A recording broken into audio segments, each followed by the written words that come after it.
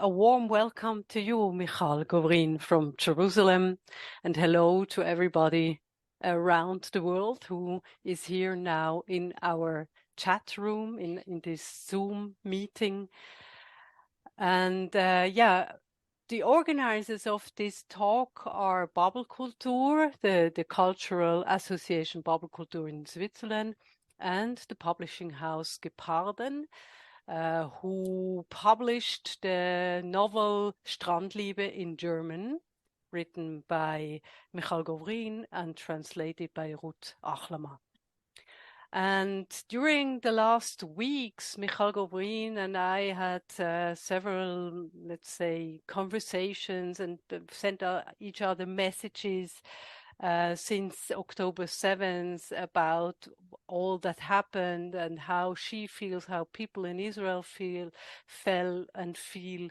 And we thought, after all, together with Anne Wieser, my co-editor of the publishing house Geparden, that we could make some sort of meeting and ask her how people feel in Israel, about the situation in Israel, and especially in Jerusalem, where she lives, as I said.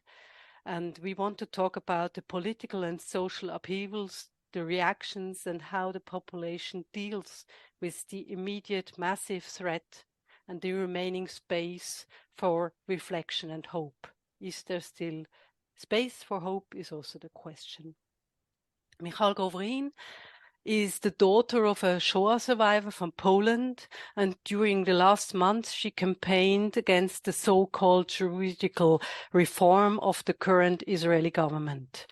The writer recently visited Kibbuz Be'eri and the area of the Nova-Musikfestivals, which was the scene of part of the cruel massacre.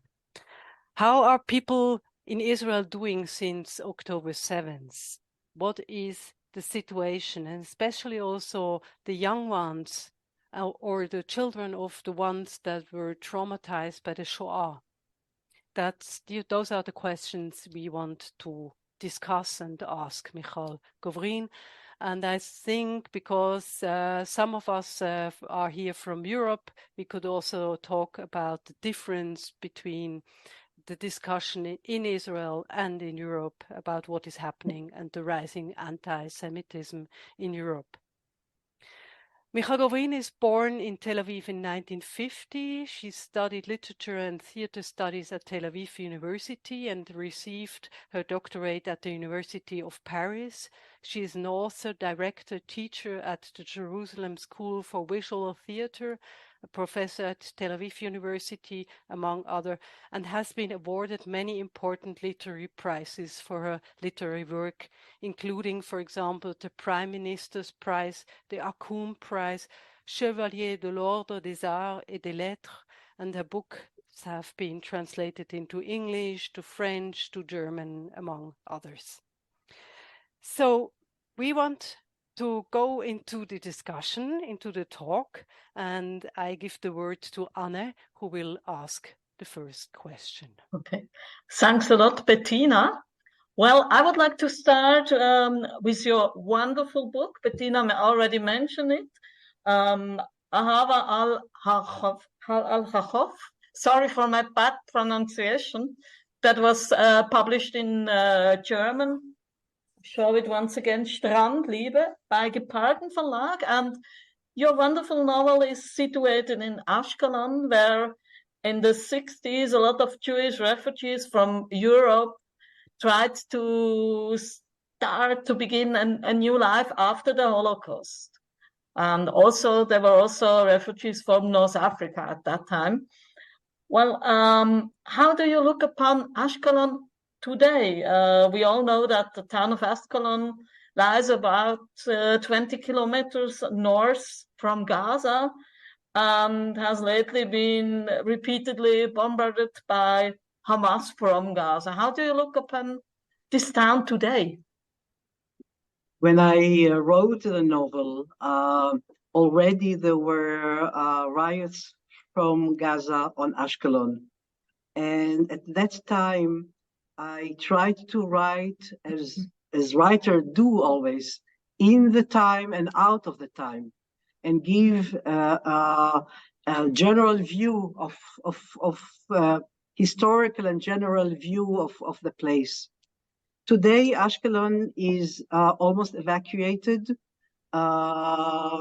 It is in the zone of bombardments from Gaza.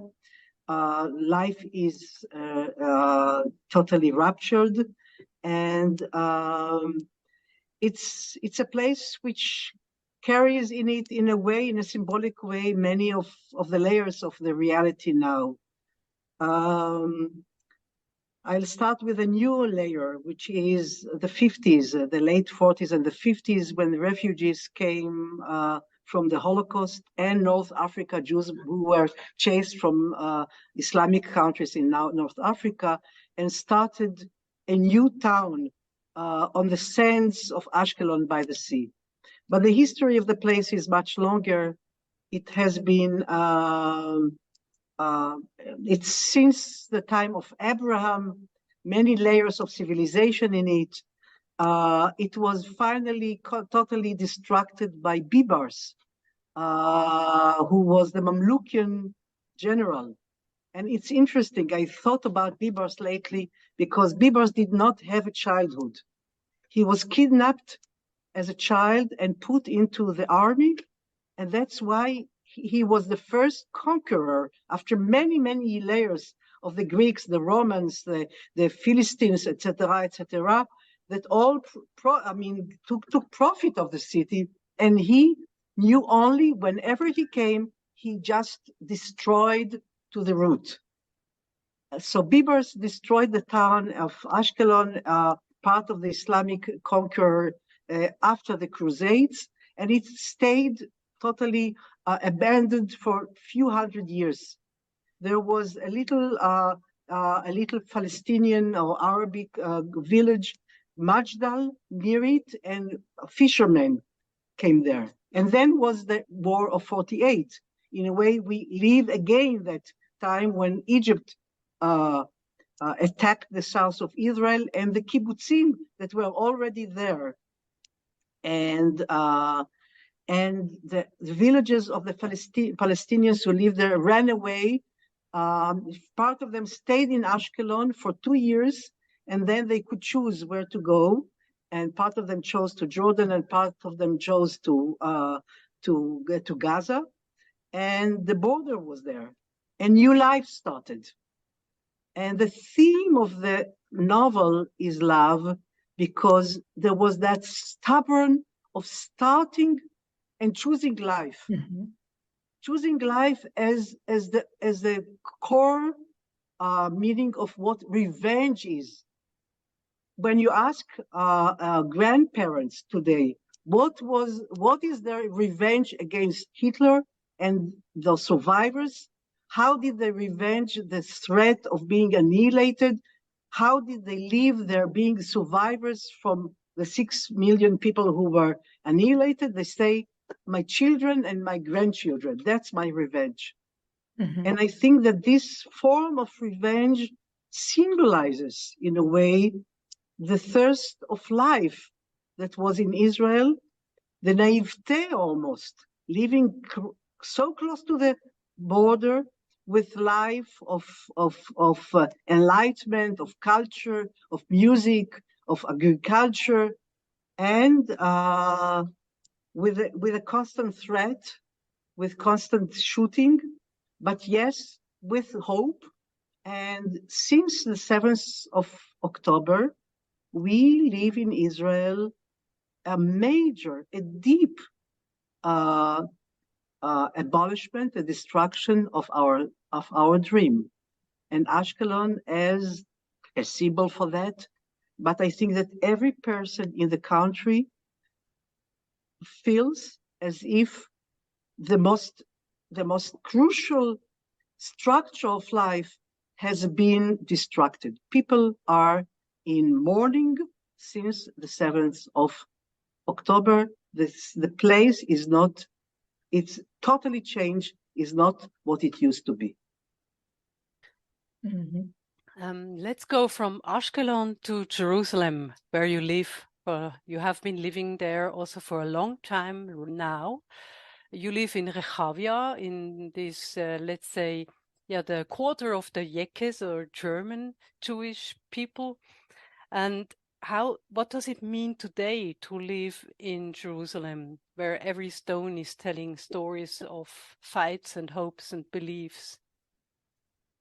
I've dedicated to Jerusalem few of my books, and I chose to go back from Paris, not to my native city of Tel Aviv, which is the sexy and the vibrant city of Israel, but to Jerusalem, which for me is the erotic place and the dangerous place, because I felt that as a writer, this is where the plot is. If we take a moment to look at the history of Jerusalem, this is a pivotal place, and I think one of the last books that I published in Hebrew, in a book of essays called The Passion of Jerusalem, A Journey to the Myth. Jerusalem might be one of the reasons for what we live now, because as the cradle of the three monotheistic religions, as the fighting place between Christianity and Islam and the chasing of the Jews, now we live in a place where a triangular conflict is taking place. On one hand, we have here the vestiges of the Jewish belief, of the Christian belief, and of the Islamic belief, with wonderful monuments. But instead, for me, Jerusalem could have been the place of hope for the whole world, an extraordinary laboratory for narrating a new narrative, because of the phenomenon which is unique in history of a nation coming back, a people coming back to its homeland, which it was abandoned for 2,000 years, and founding a new state with lots of hope, and hope also to be a place of peace. Jerusalem could have been the laboratory of a coexistence of the three religions that we know have fought each other, with the Crusades on one hand and the Jihad on the other side, when the Jews were away. And now the three religions are back in Jerusalem. And it could have been a change of myth. From my point of view, we could have changed the city from being the woman of desire, the one that you want to possess alone, from monotheism, to be the mother of the three religions. Not only Abraham the father, but Jerusalem the mother of the three religions. We have in Hebrew an expression of a town and a mother, Ir va'em. And my vision was that Jerusalem could behold and could embrace the three religions in a way that a mother can embrace her different sons without them killing each other. But unfortunately, if you listen to Hamas, if you listen to the chants of Hamas, and if you listen to what the Intifada was, always the name of El-Quds, Jerusalem is part of it. And the fighters of Hamas want to liberate, quote unquote, Jerusalem from the hold of the Jews. This is a burning jealousy and an incapacity to share Jerusalem.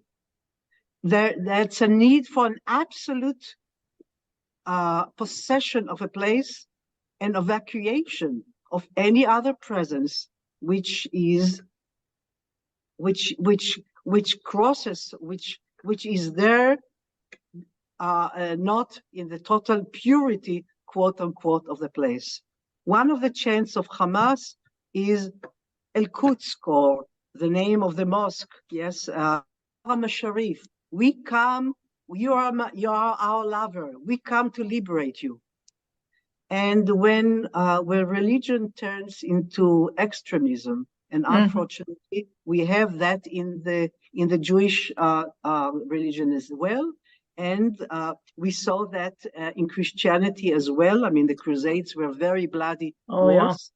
Yeah. When religions turn, instead of being the cradle of understanding, of humanity, they become closed on themselves. When this chance of the three religions meeting in Jerusalem is not fulfilled, we unfortunately see bloody wars to the extreme. Right. Mm-hmm. Unfortunately, and the vision that you described reminds me of one of my favorite books, Nahe Weise. Mm-hmm. Describes the situation as you told before. Yeah.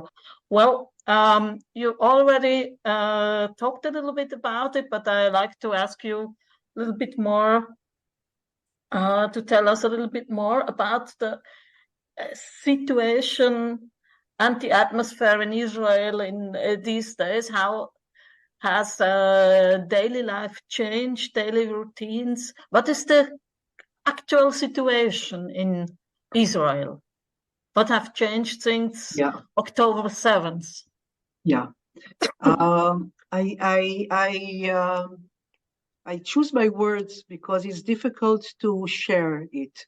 And I think it's almost difficult to understand from the outside the depth of the trauma that the October 7th has been for the Israelis. At that day, because the army wasn't there for many hours, and civilians and soldiers were slaughtered. Without the army, our unshakable trust in the power of Israel was broken, and we experienced the total fragility of Israel and the possibility that we are not protected. There is no defense. And that was a traumatic feeling. And I think that people in Israel lived all these years with a trust, with a belief that we are defended by our army. And here were many hours when we were exposed. Mm-hmm. We felt immediately after that, so that was a terrible shock, and I think it puts into question the raison d'être of the state of Israel as the haven for Jews, as the place that saves Jews from a threat. And I say that very openly because I believe that only when you see how much was the brokenness, you can maybe hope for something to build again, and without hiding it. We also felt that the government was not there. The prime minister was not there to take responsibility, to comfort the people, to be with us. And fortunately, immediately after that were extraordinary cases of bravery and of volunteering. The whole country in the first days became a civil society that volunteers to govern itself because the government wasn't there. So also the feeling that at this extreme moment, there was no government. There was a chaos. There was silence. And the people immediately stepped in. All the demonstrators from yesterday stepped in order to build volunteering centers to send people to fight, or munitions, or food, or to host people in hotels. So there was a whole forum of the state or the people governing itself without a government. Oh. And it's an extreme moment in that sense that turned a few days later when the army took responsibility and started the second phase of that calamity, which is the war and entering Gaza and devastating Gaza. And at that time, I mean, it was clear that Hamas could not stay that as it was and should be eliminated, but at the same time, we face, a tragedy of the Palestinian people who are in Gaza. So it's a situation which I think that the Jewish calendar was discovered again. The 7 first day, the days of the Shiva, people all over the country were devastated, as if we were mourning our dead. Doesn't matter if you knew or if you knew somebody, people were in a state of mourning. Then the 30 days were another state of mourning. And yet now when you ask people, people are not the same. We have passed a major traumatism, and as I said before, the country is not what it used to be. You have visited one of the kibbutzim, you told me. You have been to Kibbuz Be'eri, and also you saw the site of the Nova-Musikfestivals during the last days. Yeah. What did you see and feel, or maybe, let's say, understand? And why did you go? I mean, do many Israelis go now to the south? No. It was a rare visit. It was enough to look. I looked for hours until until the middle of the night of all the testimonies that came, and I felt obligation to see them one after one, after all the people who spoke about what happened.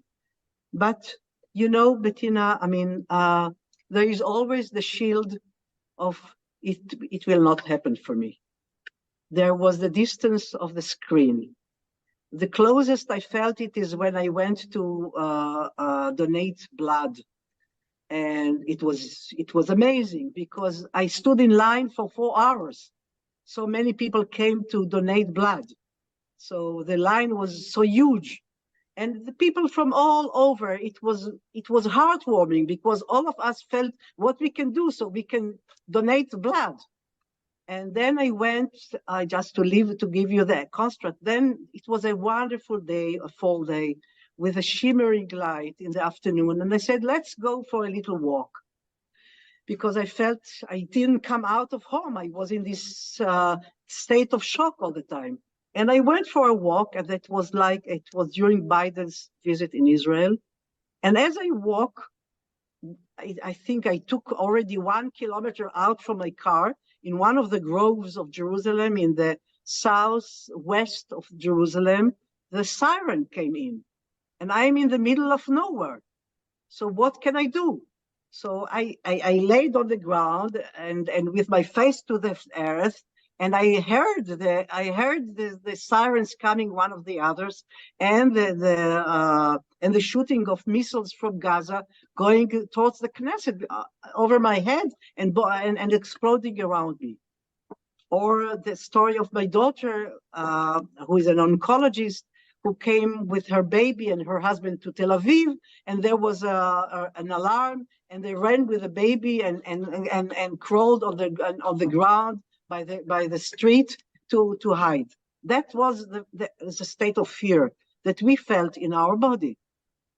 But going, and I was invited in a semi-official with the army spokesperson unit.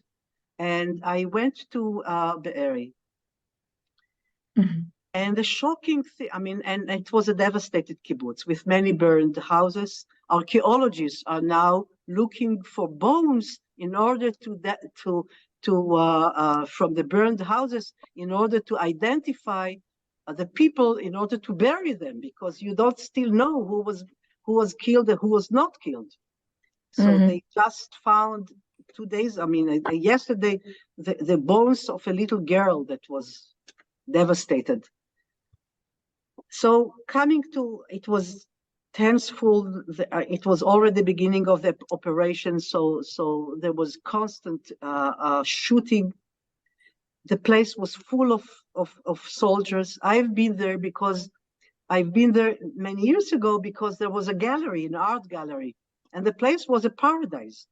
with beautiful trees on the main lawn, with orange flowers, and with villas and fields around, and wonderful vegetation. And I came to a burned place, and we went from one house to the other. And as we went from one house to the other, the anxiety grew, because the houses, or what stayed from the houses, could have been my house.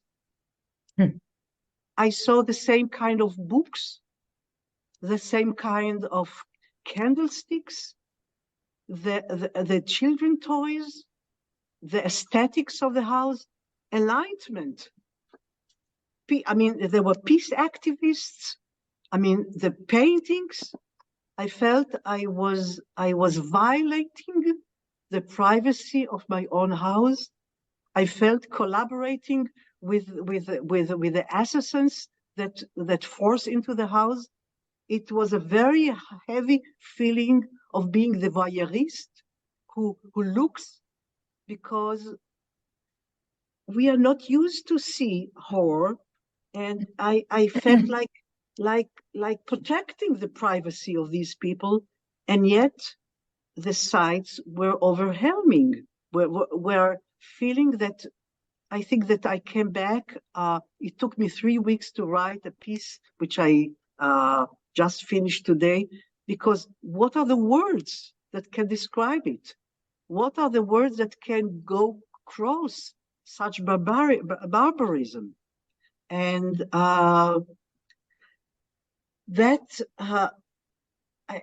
I might say that then going to the grounds of where this party of love and peace took place, and see the remnants of the burned cars, of the little, I mean, of the torn stage, and you say people were dancing with the joy of life, with hope, and they were stabbed and violated and raped. And so I think that we all are afraid of seeing evil exposed like that. And that was the chill of seeing, of feeling evil that threatens me, threatens people, threatens children. And it was frightening, and I stayed without words. Mm-hmm. Oh. Yeah, you were left behind speechless somehow. Mm-hmm. I was speechless. Yeah.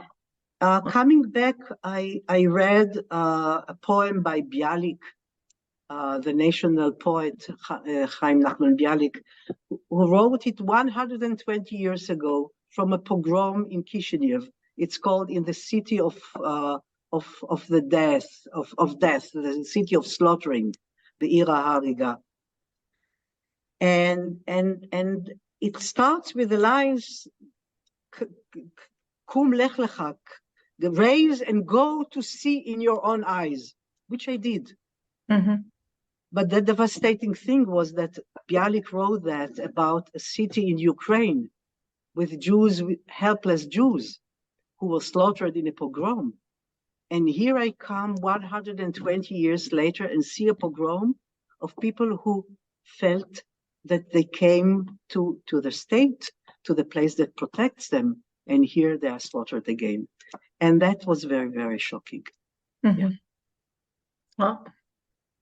Well, I would like to speak a little bit about Europe now. You have been living in Europe, and you have a close relationship, especially to France also.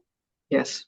And how the reaction of European countries about the massacre and the new war are discussed in Israel, and what do you think about the reactions?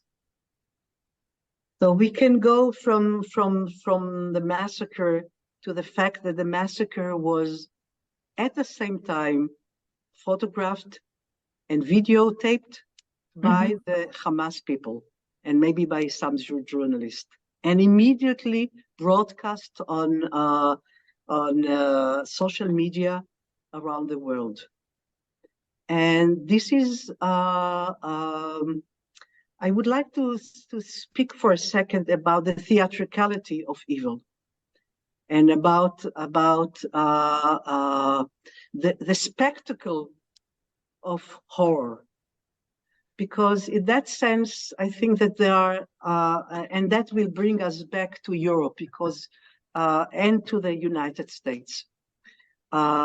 Because if we look at what happened in Europe 8 years ago during the Holocaust, there was already also then a spectacle of horror, but it was of another genre, because the tactics of the Nazis was to hide and to camouflage the horror under false titles.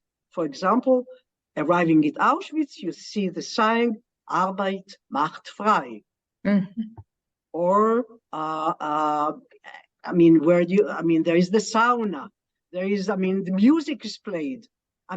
There was a vicious effort going by the Nazis to camouflage the horror in order to lure the victims and to maybe lure the people who saw it. People were sent to summer camps, or people send letters from Auschwitz to their relatives saying that they are okay. So there was a whole vicious effort, which was part of the Nazi propaganda, to hide the horror, to hide the obsession of having to annihilate the Jewish people, which was at the same time the core of the belief of the nucleus of the Nazi regime, starting, with the Wehrmacht, with the Einsatzgruppen in Eastern Europe, and then by after the Avanza conference, industrializing the discrimination of the Jews, but hiding it. And the hiding went on until the end, and no one bombarded the trains or Auschwitz or the other camps. So that was one theatricality of horror. Hamas has another genre of theatricality, which is close to what ISIS do. The immediate sending of pictures of butchery, of rape, of killing to the world had a very specific effect of I would say the pervert effect of maybe creating horror and a repulse from part of the audience, but at the same time, horror has the power to ignite the same instincts, the sadistic instincts in the onlookers. In the Islamic world, people were celebrating the heroism of Hamas, which was the reason to do it for these crowds. In Europe and in the United States, there is a very scary phenomenon of these images reacting to deep needs of today's, I would say, terminology of post-colonialism, of purity, of the victim, which is the Palestinian, and immediately blocking any possibility of identifying with the suffering of Jews, who became immediately the perpetrators, the killers, and those who usurped the Palestinian state They enslave the Palestinians, put Palestinians in Gaza in a cage with no historical background or with no historical understanding that Israel withdrew from Gaza and left for the PLO, the place. And then came the PLO and dismantled the hothouses and whatever was left. And then came Hamas and slaughtered the PLO and enslaved the people and made the people of Gaza the hostages or the human shield of another town which is under the ground of Gaza in tunnels, a full town of terror and of horror. And there is this phenomenon of blindness which I think touches to deep need of anti-Semitism, which is an autoimmune disease which eludes explanations. It's as old as, I would say, as the Jewish people exists. Since Pharaoh in Egypt, who was afraid of the Jews who are among us and want to slaughter them. And Jews can be, anti-Semitism can be against Jews who are weak in little shtetls, in little towns, cultural. They can be communist, they can be a capitalist, they can be settlers, they can be peace seekers, doesn't matter. The hate is visceral and automatic. And what frightens me so much in the new phenomena of anti-Semitism now is that, as I spoke before about Jerusalem, that was the site of a struggle between, let's say, the jihad and the crusades. So Christians and Muslims were against each other. Now we see a new phenomena of a momentum, of a momentary between Christians or atheists or Europeans and Muslims together with the same slogans of hatred to Israel. And that pact between those two forces, without seeing the extreme Islam from moderate Islam, without seeing any nuances, just immediate hate, makes people in Israel feel extremely lonely. And once again, if I spoke about the hope that Israel would be the haven for Jews, we also believe that there is the end of anti-Semitism. And now, instead of the yellow star, we have the blue star against Israel. Israel became the prototype of the Jew, and from Israel it spills back to Europe, and Jews in Europe and young people in the campuses in America feel unsafe.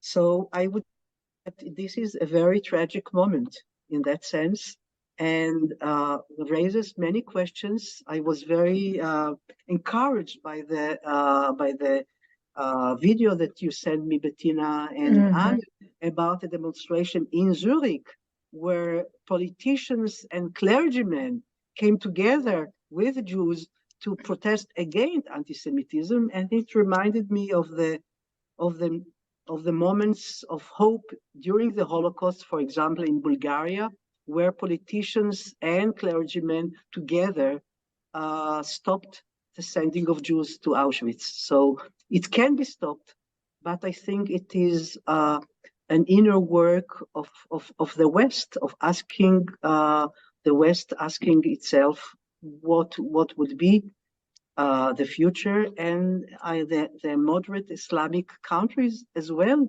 are threatened by Hamas, and people in Iran are threatened by the regime. So I think that in a way we are in a world war, that we are only the epicenter of it, and we should look at it as an ideological world war, and I hope it stays ideological and doesn't erupt in a real war.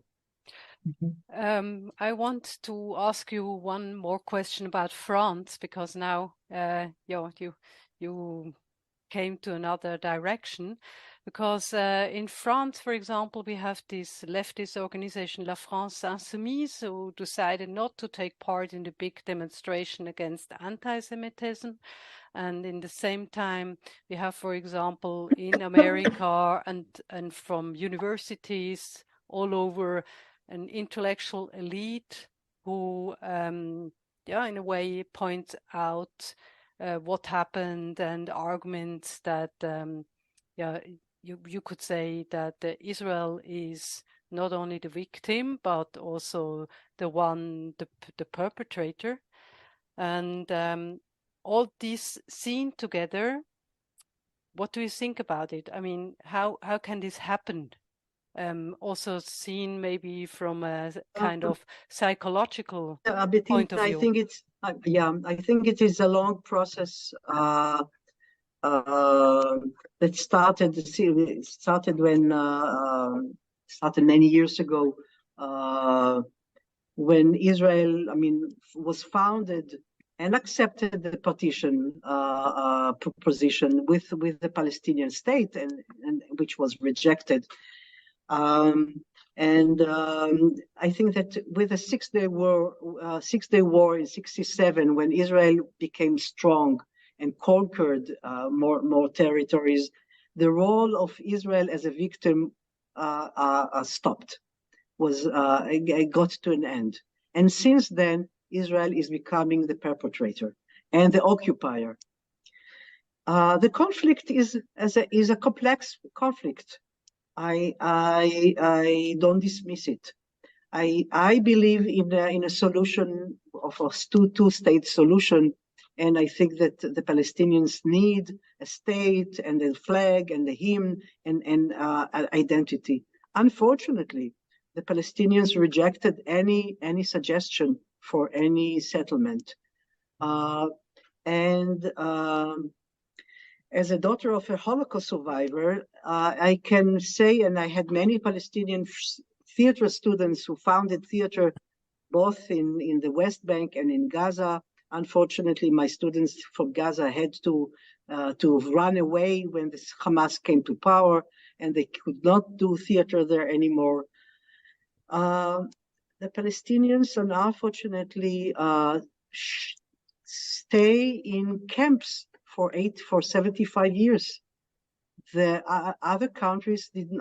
The number of refugees, the Palestinian refugees, was similar to the number of Jewish refugees from Islamic countries that came to Israel, who were absorbed here. And the countries and the countries around Palestine, the Arabic countries, did not accept the refugees. They stayed in refugee camps all the time. UNRWA is the only place in the world where UNRWA is for all these years is Gaza. But we won't go into the history now. I think that what happens now is a culmination of many factors, maybe of the money that came into the American universities, maybe of fear of Islamic presence in Europe, but the impossibility to look at the complexity of the situation and the impossibility to grant Zionism a place in the world in Israel strengthen the extremist. Doesn't give strength to those who fight for peace and for coexistence. On the contrary, and in that sense, the Zionist dream, which is a humanistic dream, which is a dream of building a country, of accommodating the different people who are there as long as we can live in peace. This is very threatened by the wave of world rejection now. And in that sense, I think the fight against anti-Semitism is both a moral need for clarity, for ethics, For example, the fact that human right, human right accuses Israel, or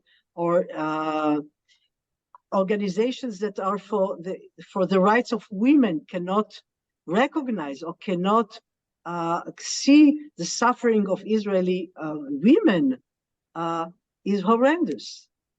And as much as I can hope from the Palestinians for a solution, at the same time, I think that the world reaction is making the extremist even stronger, and the war even more profound. And I think, as for me, I think that as a writer, I think that we have to face the reality as it is, but at the same time, we have to give hope.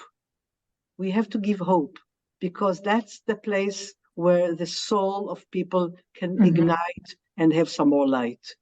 I mean, Yes. the horror shrinks your soul.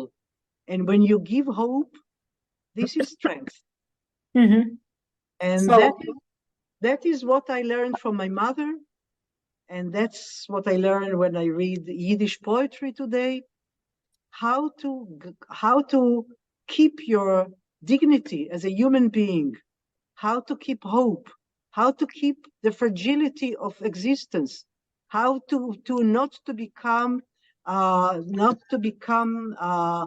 monster of hatred, but to keep your soul as a peaceful, as a soul that loves beauty, loves children, sees the other. I think this is a fight not less important now in Israel than to fight against Hamas. This is a dual fight. And as a writer, I feel mobilized to give people hope and to give something to believe in. Yeah, I'm sure, and I hope that you succeed in this. And let me come back to the reactions in Europe. So what motivations do you think lie behind the...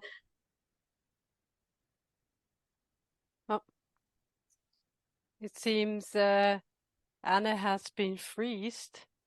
The question is, what motivations do you think lie behind the reactions of leftist parties and organizations in Europe?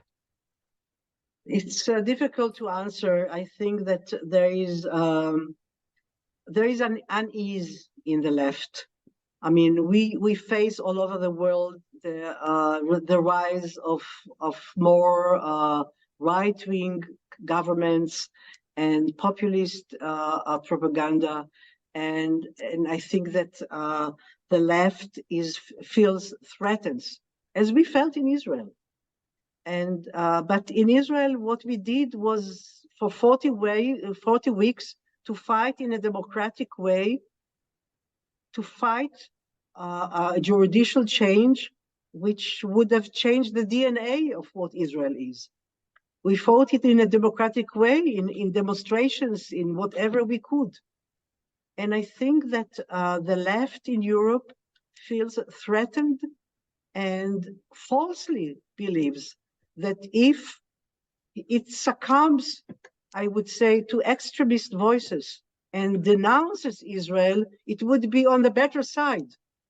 But I call it an autoimmune disease. I think that it is a deep disease of attacking yourself and attacking people who are part of your own belief, in capitulating to the voices of extremists and not wanting to listen to them.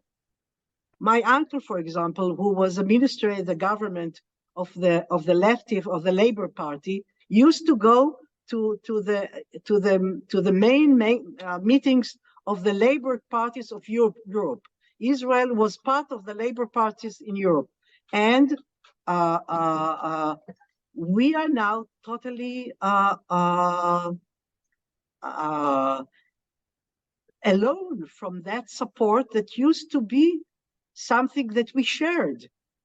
And once again, as I say, we fight about extremist tendencies in Israel, and feeling alone doesn't help that. And I think that in that sense, I think that something very threatening happened to the left in Europe, that went more and more into black and white images. And unfortunately, we also know the left in France was celebrating with when Khomeini came to power in Iran, and the left in Europe, in France that I know, like Sartre, were very late to condemn Soviet Russia when the Gulag was there. So there is a phenomenon of blindness because of ideology, because of pureness of ideology, and ideologies maybe have to be dismantled in a certain way. Maybe people are enslaved by ideologies that shape their behavior without seeing what reality is. And reality is complex, and reality is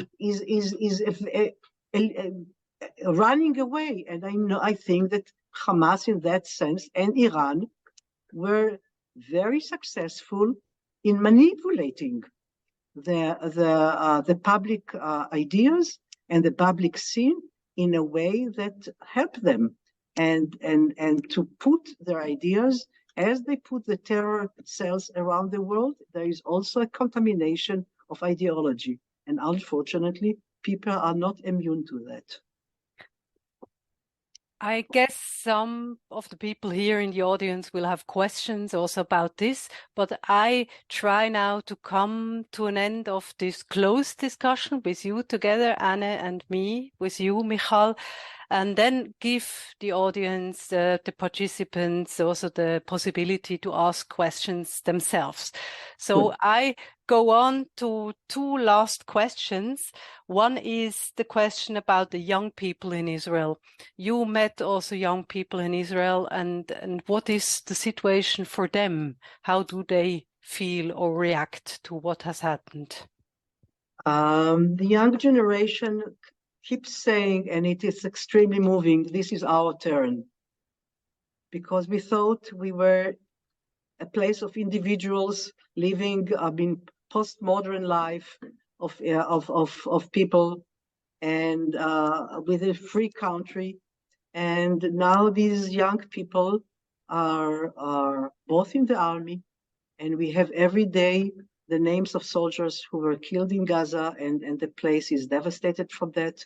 And young people are volunteering in all ways that you can think about. And they say, you thought we are not up to it? This is our turn. And this is really a hopeful dimension of the young generation in Israel that takes further Zionism and the dream and narrate it in its own way and in its own heroic and moving way. And when I met with young people in different occasions, I was very moved to hear the gentle voices, the delicate voices, and the resolute voices. And my hope is for my daughters and their families, and for the young people who would carry the torch of hope farther in their own way, and the ethos of Israel, which is we fight for our existence, but in the most ethical and moral way. And I think that this is our future. And if we don't have it, we don't have a raison d'être to exist in a way. A last question before I open the discussion. Do you see any political solution to the situation now? Politically solutions comes after the war, as it came. After the Yom Kippur War, we could see a peace with Egypt that came after after that very difficult war. To be optimistic, on the optimistic side, maybe that would bring to more peace treaties with Arabic countries and to more moderate Palestinians governing, and the people in Gaza being more free and building the dream of a Monaco by the sea of Gaza. Maybe, to be pessimistic, we would go on with a war. I hope very profoundly for me and for my children and my grandchildren that we would see a political solution, because a solution would be only political. It would not be with arms. Thank you, Michal, for all these answers. And now I want to ask the participants, does anybody oppose to a record of the second part? Because the record is still running now. And if we open now this discussion, is anybody opposing to that we continue the recording? If not, we continue, and I give you all now the possibility to ask questions about all we have heard, or new questions, whatever you like. Who wants to be the first?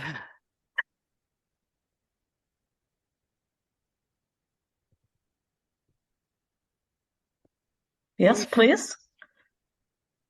Yeah, well, if there is no questions at the moment, I can just ask another one. I think that I think maybe Aline wanted to ask. Aline. I didn't see it. Yeah. So yes, please, Aline. Good evening, Erev Michal. It's good to hear you, and Thank you. Both very interesting and very moving to hear you. Just few words in my poor English. There is one thing in all of this chaos and horror, which is for me, and not only for me, I think, a painful hope, but a hope all the same, is the mobilization of the people of Israel. I am sure, really, you are reading now in Israel a major page of Jewish history. And for us in diaspora, so I live in France, there is so we are looking for you, we are with you, but you give up this hope too. So thank you. Thank you, Aline. I feel the same.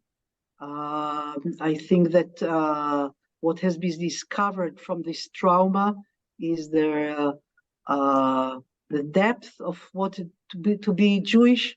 I mean, I think that people in Israel feel now Israeli and Jewish at the same time, and there is a force that comes through the generations of facing a calamity and of immediate living your life and volunteering to do something, because you just cannot let things like that. And that is coming from, I mean, if we had a schism in the society before, it comes from all over the society. If we felt that the high-tech nation was away from Ofakim or Sderot, now you see the high-tech people, I mean, working in the fields, working, sending things, cooking. So it's an extraordinary moment, and I pray that it will not be it will not be covered by political interests, by the media, by the way that I mean, this spontaneous, incredible power will stay in its purity and will shine, because this is our light. I am totally with you, Ali. And also the support that we feel from people who support us around the world. The rallies in Europe, in France, in Switzerland, in America. I mean, these are moments when we feel that we are not alone. And as I said, that we have to speak the speech of hope. I think that we cannot dismantle the hate, but we can give people another dimension. As during the Holocaust, it was the human dignity and the way people kept their life or saved the others. I mean, we can give, and people around the world can give a voice of humanity, of hope, of seeing reality as a way out of that dark moment. And I thank all of you for being here and being with us. Mm-hmm. Yeah, my hope is also that people in Europe see that the fight for an open society, for democracy, is our fight too. Absolutely. Yes. So that it's got something to do with us too. Mm-hmm. Absolutely. So I see Margalit. Yes, you talked before about political solution. That is actually the only way after this war. But I must say, I don't trust your prime minister. And I would ask you very directly, what do you think about Netanyahu and his thinking about your future of the country? I've demonstrated for 40 weeks against Netanyahu. That is my answer. I went with my flag every Saturday and on every demonstration. I don't trust Netanyahu either. We are a democratic state, and he came to power with democratic voting. But my hope is that this total failure and his failure to be a leader at this moment would show in an election that I hope would be sooner than after the 4 years of that time. And I hope we would be, I think that the people is much better than the government. And the government doesn't deserve, the people doesn't deserve such a government. But we are a democratic state. So things happen in a judicial way, in a democratic way. But the reaction of the people was a loud answer to the incapacity of the government and the prime minister.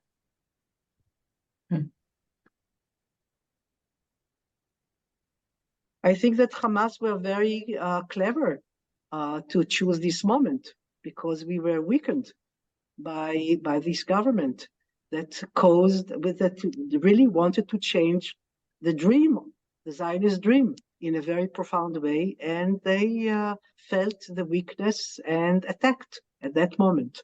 Like in the biblical texts, we are coming back to these mythical moments in that sense. Mm-hmm. So I think Lina has a question. Or yes, Johnny? thank you. Yeah, Lina? Thank you, Bettina.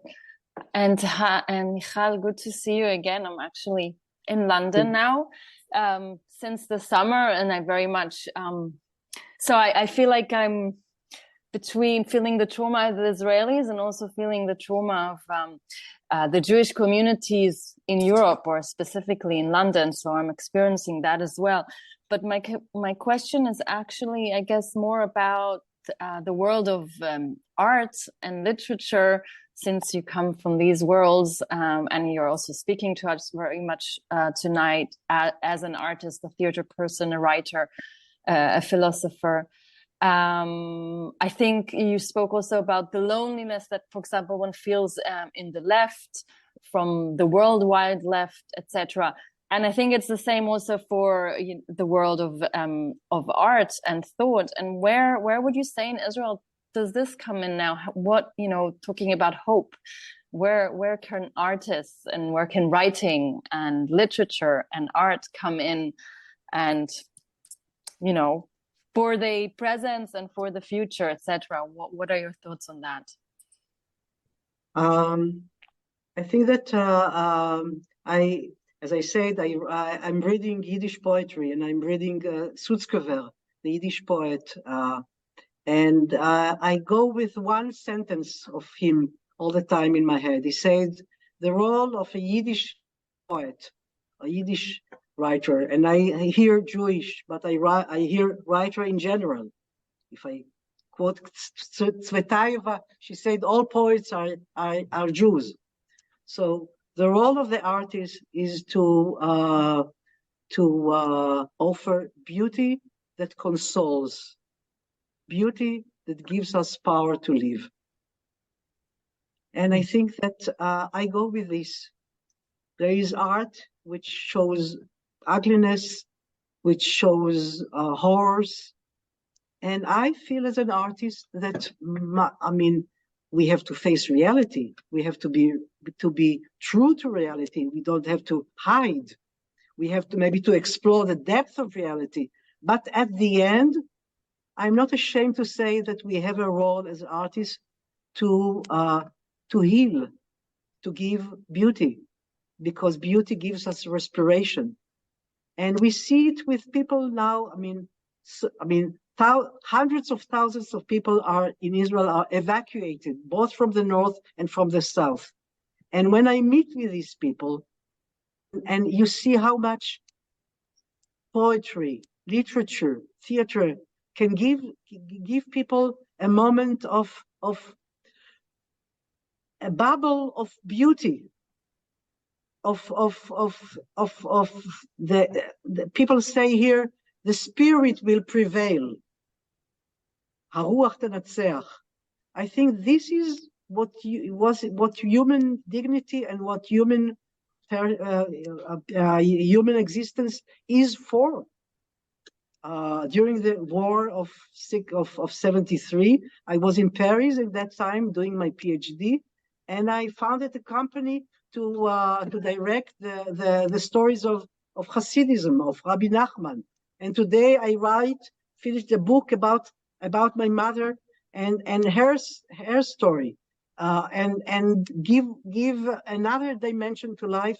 And I think that this is our role as people, as writers, as artists, and art in Israel is so strong, so strong. So is it ballet?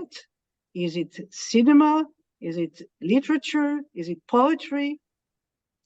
I mean, the role of art is to give another dimension to life. Mm-hmm. And I hope we share that with our students. And I hope also that we share it with Palestinian artists, with Arabic artists. Mm-hmm.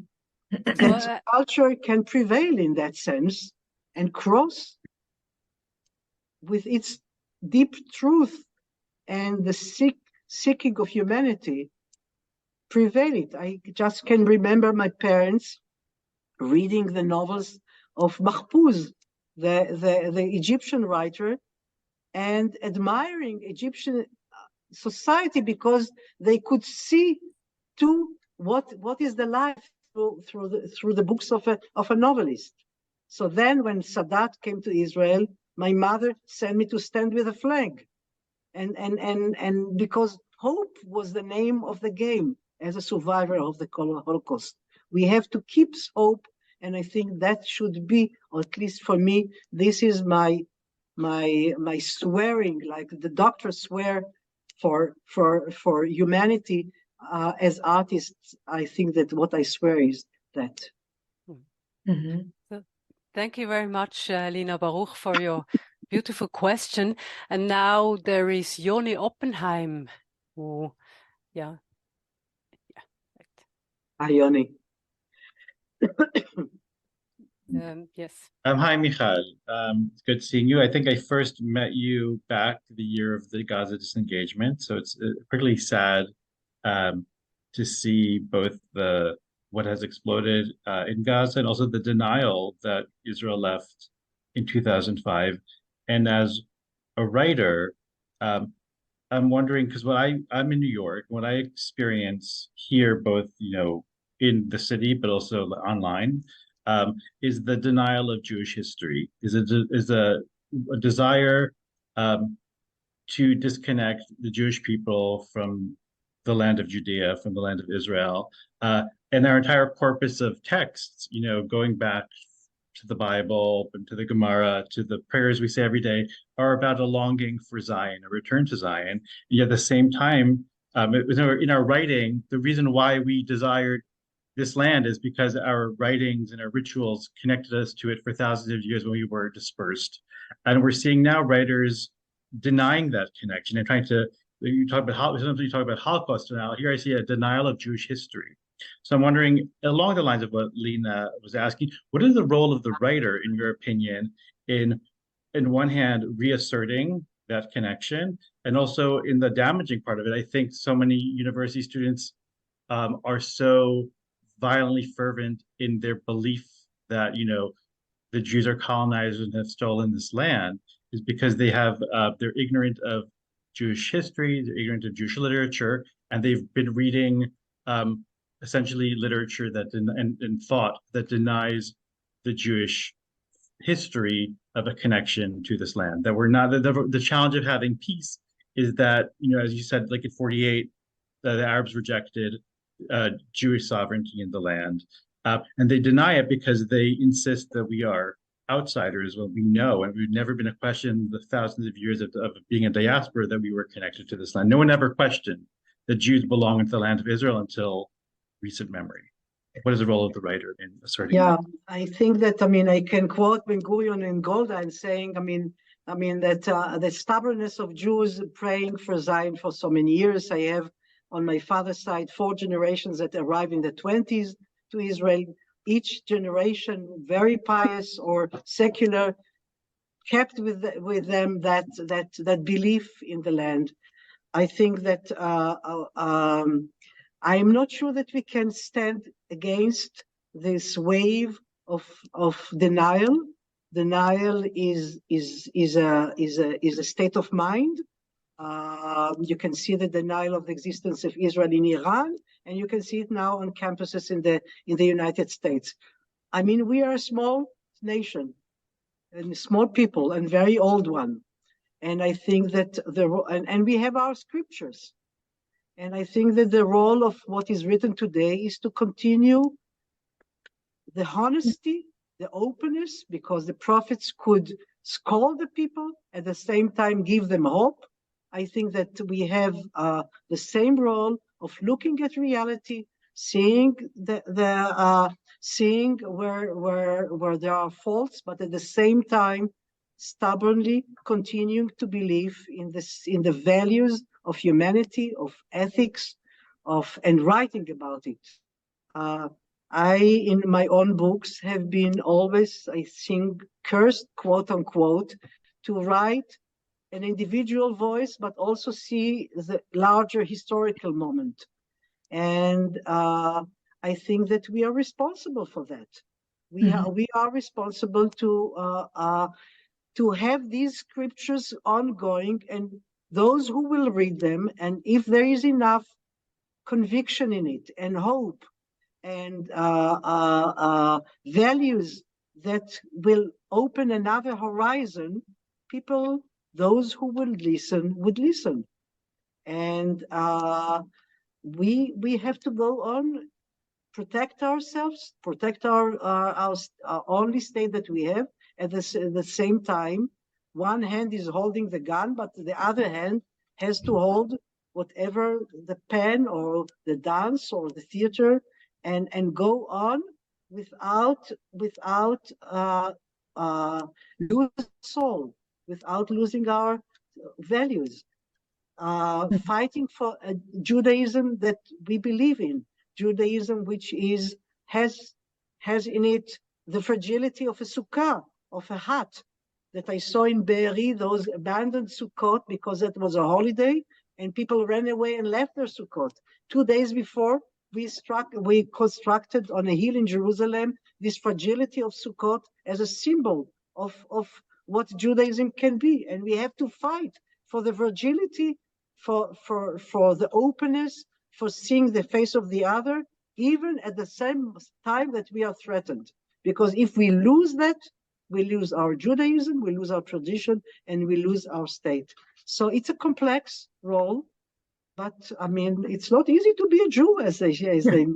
It's we have to sigh about it and some sense of humor and go on, strengthened by the power which is around, and struggle against the forces within us and against the forces which are around us. But stick to a long tradition. At least we have a wonderful long tradition. I've been reading Paul Celan's poetry lately, and the Bible, from Psalms to Lamentations to, I mean, we have what to read at least, and at least that can hold us in these moments and give us hope, which comes from far away.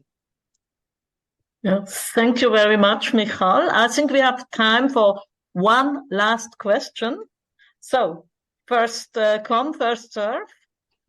Who goes for the last question? Please give me a sign. Anybody? Well, seems like there is no thing like a last question. Bettina, what do you think? Well, if there is no question, and I really think we had a good range of a variety of questions and answers, Michal. So I think we will end this talk here. And I thank everybody coming. I mean, it was really international. France, England, Germany, Switzerland, US, and Israel. Anybody else?